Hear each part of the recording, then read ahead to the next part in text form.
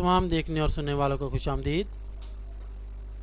इस ट्यूटोरियल में हम एक इफ़ेक्ट पर काम करेंगे और देखेंगे कि हम किस तरह से बादलों का इफ़ेक्ट हासिल कर सकते हैं। इसके लिए हम सबसे पहले नई फाइल ओपन करते हैं 7 इंच बाय 5 इंच और मोड RGB, इसको ओके किया और डबल क्लिक किया, मैक्सिमाइज़ कर लिया, या जूम टूल पर डबल क्लिक करने से भी मैक्सिमाइज़ हमारे इमेज हो जाता है।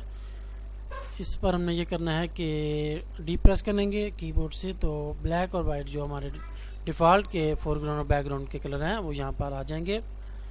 इसमें हमने फ़िल्टर, रेंडर और क्लाउड्स अप्लाई करना है।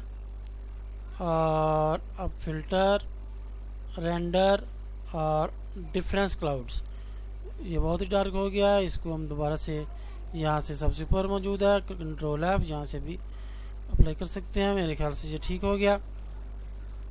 अब हमने इसको ये करना है कि मूव टूल को सेलेक्ट किया और सिलेक्ट कलर रेंज, और यहाँ पे इसको जो सैम्पल्ड कलर्स हैं इसमें नीचे वाले पोर्शन पे मिड टोन्स, इनको सेलेक्ट किया और इसको ओके कर लिया। अब हम लेयर्स पैलेट को अनफोल्ड करेंगे। इसमें हमारे पास एक ही लेयर है जो कि बैकग्राउंड है, उसको लॉक लगा हुआ है। इसको हम डबल क्लिक करेंगे, वो नाम पूछेगा, जो मर्जी नाम दे दें, वरना वैसे ही ओके किया तो लेयर नंबर 0 डिफ़ॉल्ट में उसने उसका नाम रख दिया। इसको हम करेंगे डिलीट। एडिट पर जाकर इसको क्लियर कर दें, वो जो पोर्शन सिलेक्टेड था वो डिलीट हो गया। और select, D select, control D, selection ख़त्म हो गई। यहाँ पर एक और नई लेयर ऐड की, उसको नीचे लेके आए और उसमें हम ब्लू कलर ऐड करेंगे। ब्लू कलर कोई सा भी जो आसमान के ब्लू कलर जैसा शेड हो, उसको 100 से ऑन कर लिया, टैब की प्रेस की तो नेक्स्ट अगले खाने में चला गया, 0 टैब 0 टैब और 0।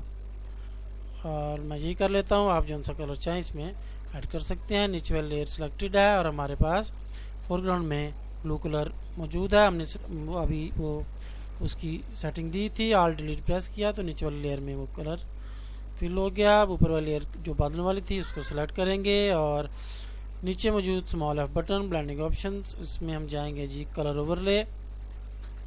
इसमें हम ये करेंगे कि जो रेड कलर है इस पर क्लिक किया, हमारे पास कलर पिकर विंडो ओपन हो गई। इसमें कोने में ड्रैग करेंगे माउस को तो वाइट कलर हमारा सेलेक्ट हो गया। इसको ओके किया और इसको भी ओके किया और ये हमारे पास बादलों का इफेक्ट तैयार हो गया। अब हमने इसको, ये बिल्कुल फ्लैट लुक दे रहा है। इसको हम जो ओरिजिनल हमारा व्यू होता है आसमान का, जो पर्सपेक्टिव, पीछे से वो आसमान दूर होता है, इधर से जहाँ से हम देख रहे होते हैं वहाँ से हमें करीब लगता है, तो उसको हम क्या करेंगे कि इसको हम लेयर को मर्ज कर देते हैं। यहाँ पर क्लिप लगाया, एक लेयर को सेलेक्ट किया, दूसरी को क्लिप किया और यहाँ मौजूद स्मॉल जो ऊपर ट्रायंगल है बटन, इसको ओपन किया तो मर्ज लिंक्ड, अगर एक से ज़्यादा हो तो जो लिंक होती हैं वो मर्ज हो जाती हैं, मर्ज विजिबल जितनी में नज़र आ रही हैं। और ये इमेज को फ्लैटन करने के लिए यहाँ हम ऊपर वाली कोई सी भी 2 क्लिक कर देंगे तो वो अप्लाई हो जाएगा, क्योंकि हमारे पास सिर्फ 2 ही लेयर्स थी। अब हमने इसको ये करना है कि एडिट में जाकर और ट्रांसफॉर्म और इसमें पर्सपेक्टिव को सेलेक्ट किया और इसको हम आल्ट की प्रेस करके इसको हम ऊपर वाले कोने से उसको बाहर को खींचेंगे और क्लिक को छोड़ दिया और बाद में आल्ट की को छोड़ा और बाद में डबल क्लिक किया, वो अप्लाई हो गया। और इस तरह से हमारा जो इफेक्ट था बादलों का वो मुकम्मल हो गया। अब हम जिस पे चाहें तो कोई भी टेक्स्ट लिखकर अपना जो हमारा ये डिज़ाइन है इसको हम कंप्लीट कर सकते हैं। इस पर कोई भी आप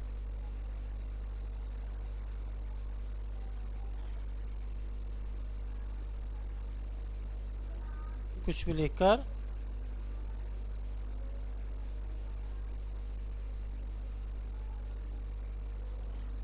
ये सेंटर लाइन, इसका बटन दबाया और टेक्स्ट जो था वो सेंटर लाइन हो गया। नीचे वाले को सेलेक्ट किया, टेक्स्ट को क्लिप किया और हॉरिजॉन्टल और वर्टिकल उसको सेंटर लाइन किया और टेक्स्ट को सेलेक्ट किया। जो भी हमारे पास सेव है हमारे जो इफेक्ट्स, उनमें से कोई भी इसके ऊपर हम अप्लाई कर सकते हैं, जो भी आप पसंद करें।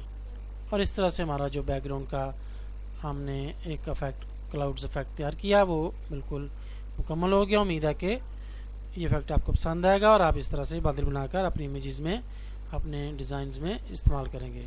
फिर मिलते हैं।